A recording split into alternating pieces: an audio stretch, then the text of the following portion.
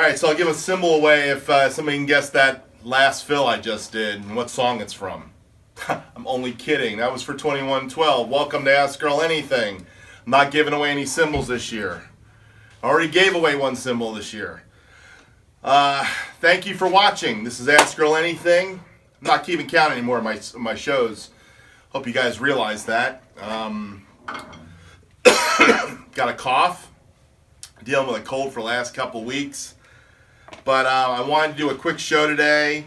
It's almost the end of the year. I don't know if it's the end of the year one. I may do one more, I may not. I'm not sure. But I do want to say Merry Christmas to all. Thank you for supporting my channel. Thank you for watching this show.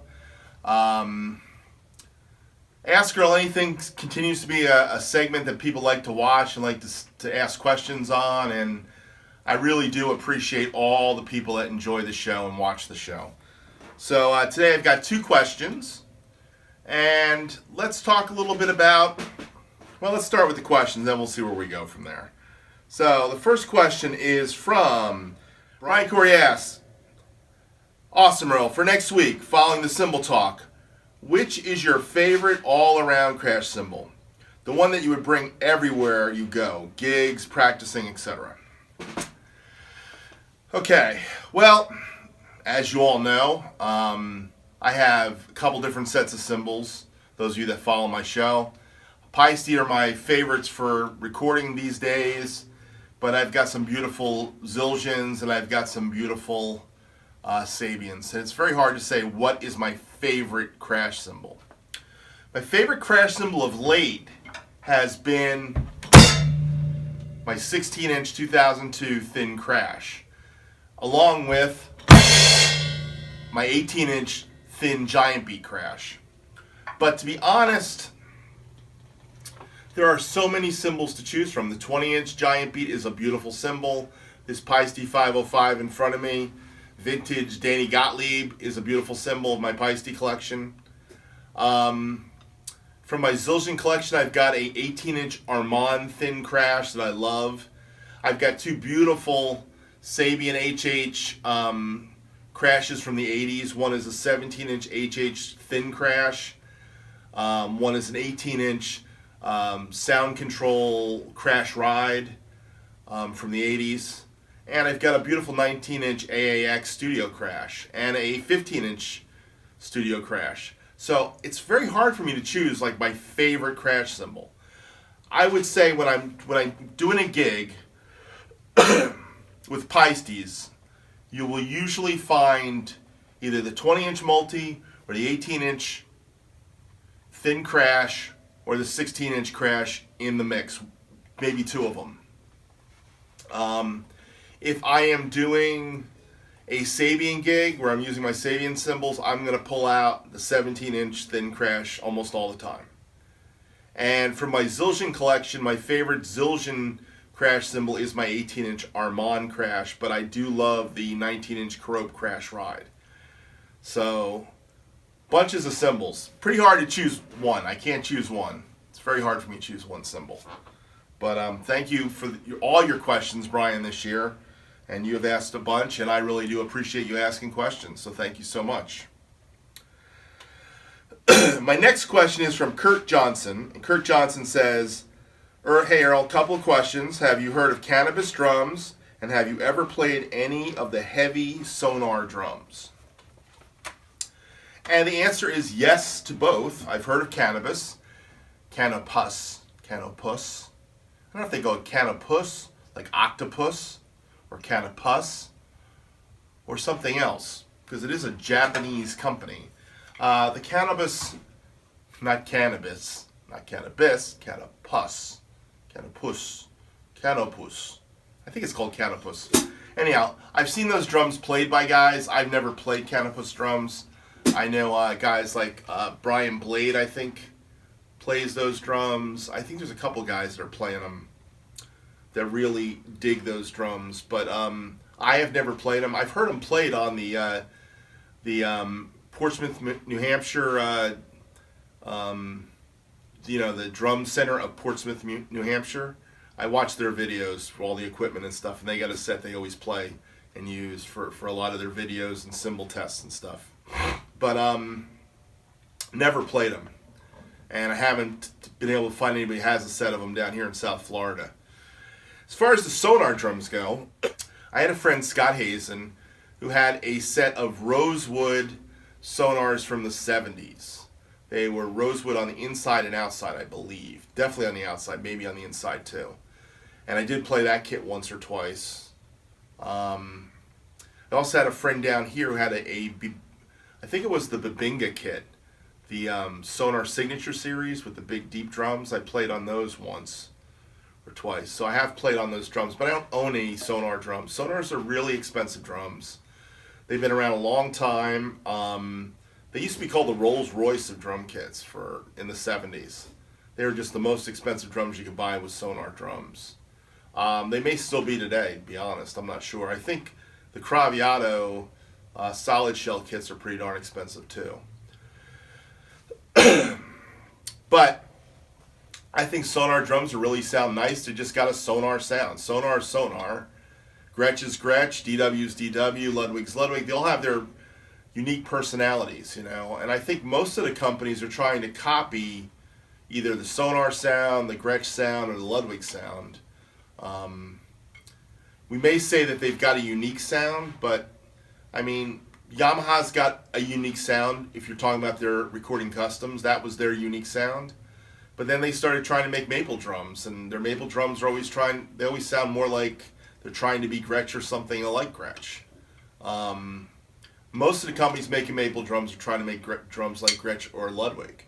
Ludwig was making mahogany drums back in the 60s and 50s, and then they switched to maple. Then Ludwig drums became didn't have their sound anymore. I think that the era of Ludwig drums that I love is the era of Ludwig drums from the late 60s, early 70s, where it was that crossover between mahogany and maple, 3-ply, inner reinforcing rings. That was their sound. That's how Ludwig does their best drums. I think Gretsch has an era of best drums too. It's the Jasper shells, for sure. And now the USA Customs are trying to be like the Jasper shells, but the Jasper shells of the 70s were special drums for Gretsch. Gretsch hasn't changed their hardware. That's one of the things I like about Gretsch drums is that Gretsch, for the most part, their lugs and their rims are the same construction for all these years. They never change. They've added some lines Gretsch, but they didn't change their main focus. They didn't change from die-cast tubes. They stayed die-cast on their Gretsch USA maples, or like my drums are Gretsch 1979 Gretsch with the 6-ply maple shells, thin maple shells. So they've kind of stayed consistent. You know what I mean? So that's what I like about Gretsch. A lot of companies have made a lot of changes over the years. I mean, Tama has changed considerably. They started with birch shells and a composite shell and fiberglass shells back in the 70s when I remember Tama. And then they went to a maple shell eventually in the late 80s. And today they're making some of the best drums with the Star drums I've ever seen. But to be honest with you, it took Tama years and years of trying to make drums like Gretsch to get to the Stars, I think. The Stars have a Gretsch-like quality and then some. I think they're just beautiful drums. They're made beautifully. Especially that inner inlay. I think that's just so sweet. Tama's done a really beautiful job. So the drums look beautiful. They sound beautiful. They're doing something with their bearing edges. So Tama's become masters at that. But I saw that happening with the Star Classics. The first version of the Star Classics was very much Gretsch-like. And then it moved to the Star series. Pearl has always been all over the place. That's the interesting thing about Pearl. And I've never seen Pearl, their high-end drums just don't seem unique to me. It seems like they're always copying somebody. And they're always changing their lug designs and stuff. I mean, Pearl's lug design in the 70s was this on the fiberglass drums. And they got away from that after the 80s. Like in the mid 80s, they started changing their lug designs. I don't know, there's something about when you start messing with the lugs that you change your look of your drums. Ludwig has always kept their lug design. DW's always kept their lug design. Gretsch keeps its lug design. Slingerland always had the same lug design. Rogers, same thing. But Tama and Pearl and Yamaha, they were constantly morphing themselves into something else. So that's always been my beef about the Japanese drums. When you start talking about Mapex and the other Chinese Taiwan drums now, I mean, they're all made of good quality today. All these drums are made of great quality. And there's nothing bad to be said about any of them unless you're talking about a really cheap drum under $500. I mean, some of their intermediate drums are incredible. They're made in Taiwan. I mean, all Gretsch's Catalina Maples and Catalina Birch and Catalina Clubs, which are the mahogany drums, are all made in a Taiwan factory. But they have something, they sound great. They're just not the real Gretsch, the ones made in the US. So I guess when we talk about drums and we talk about thickness of shells, companies like Sonor have kept their shell designs. But they've messed with their lugs too. They went from their typical beach shell drums of the 70s. They went into the exotic woods, ebony and babinga for a while, and then they got into that whole signature class and the maple drums. Now they've come back around to their vintage drums, which are back to beach drums again. And again, Sonor's morphed. I guess it all depends on your philosophy. Or do you want to morph into something else, or do you enjoy being what you are? You know what I mean? DW never really made Camco drums. They just had the Camco dies and tools, so they made Camco parts. So all their drums have got that round lug on it, which makes it look like a Camco, but their shells have never been Camco. Camco's a different shell, design. So it all depends on what you're after in a drum kit. And Sonor's got a unique sound. They're just very heavy. They used to put their mounts right into the shell. I don't think anybody realized what that was doing to the drums. I mean, the drums that sounded great were the drums that had the L-arms, the Ludwig mounts on them, because they were at least attached to the drum in a way where it wasn't intruding the drum. By the time we got to the 7/8 hardware, the Pearl stuff, and it was going through the shell, it really took a lot of the resonance away from the drums. And my Gretsch drums, when I bought them, had 7/8 Pearl hardware on it, because that was the hardware to buy because it was strong and sturdy. Problem was it was choking the drum. And I didn't realize until I went to Nashville and did a record, and I was playing a set of Pearl Fiberglass drums with two bottom heads on them, and they had rims mounts, and they sang. And that singing feeling is what these rims mounts provide. So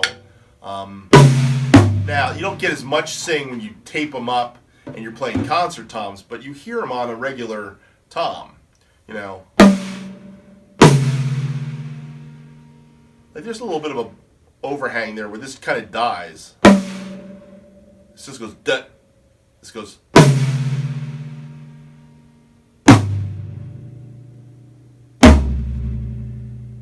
It hangs. There's something about the rims mounts that gives it that sustain. Microphones like that sustain too. They hear it, But we're going back to wanting drums with the mounts on the toms again. So anyhow, as you can see, and as you all know about me, I talk about everything from the perspective of, what they bring to the table and what they're trying to achieve. Now, I am just a Gretsch player because for 40 years I've had Gretsch drums. And selling my Gretsch drums makes no sense to me. Just to go buy the latest, newest kit. Because next year it'll change again, and I've got a classic, so I'm staying with my classic. But in actuality, if I had all the money in the world, yeah, I'd have a set of Craviatos, I'd have a set of Tama Stars, I'd have a set of Sonars. How much stuff do you need in this world? That's what it comes down to. How many cymbals do you need? In my lifetime, I actually did some research on myself, where I keep a list of all the equipment I've had. I've had over 100 cymbals in my lifetime.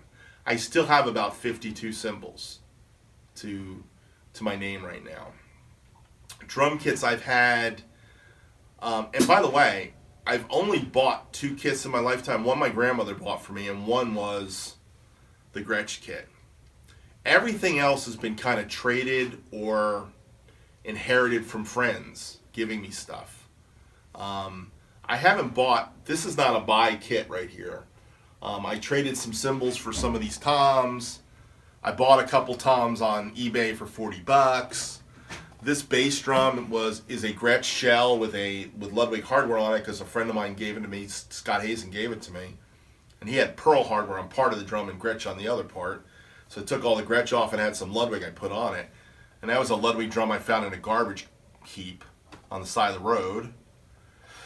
So all that to say is, you know, I've only bought one kit really. My one kit is my Gretsch, my main Gretsch kit, the Walnut series, Walnut Gretsch kit that I worked the summer of '79 to buy. That was it. 12, 8x12, 9x13, 14x14, 16x16. Even the 8x10 and 8x8 toms were gifts. You know, a Christmas gift. One was a Christmas gift and one was a wedding gift. So a wedding gift we gave ourselves, but the 8x8, that's another story. It's on a video somewhere. I've talked about this before. But all that to say is, you know, your drums are your personal thing. It's your personal love. And Sonor drums are beautiful drums. Canopus, nice drums too. I've just never played them, but I know a lot of guys, a lot of jazz guys dig the Canopus drums, so you might want to check them out. Anyhow, that was my little rant today about drums and drum kits and cymbals. Thank you all for being subscribers. Thank you for watching my show. I do appreciate it. By the way, big announcement. I got my first $100 over Google. I'm at like $108. And I did my AdSense, and I'm supposed to get a check at some point. Or actually, money dropped in my account at some point. So that was what the last year produced. Last year at this time, I had under 200 subscribers. This year, I've got 1,400 subscribers. And I want to thank you all. I at least have 1,400 this week. You never know if YouTube was last week they were warning us they were going to take subscribers away from us. So I skated through that. But I haven't looked at it today, so I could be down to like less. I think you know, I have to tell you, YouTube is just crazy right now. So it's just crazy. It's hard to get subs, but all you that watch my show, I want to thank you for watching my show. Remember, your questions make the show. And if I don't have any questions, I don't have a show. But I had a couple questions from last week. Felt like doing it. Thank you for watching. Thank you for your questions. If I don't do a show next week, have a happy new year. And I will see you in 2019. Thank you so much. Bye.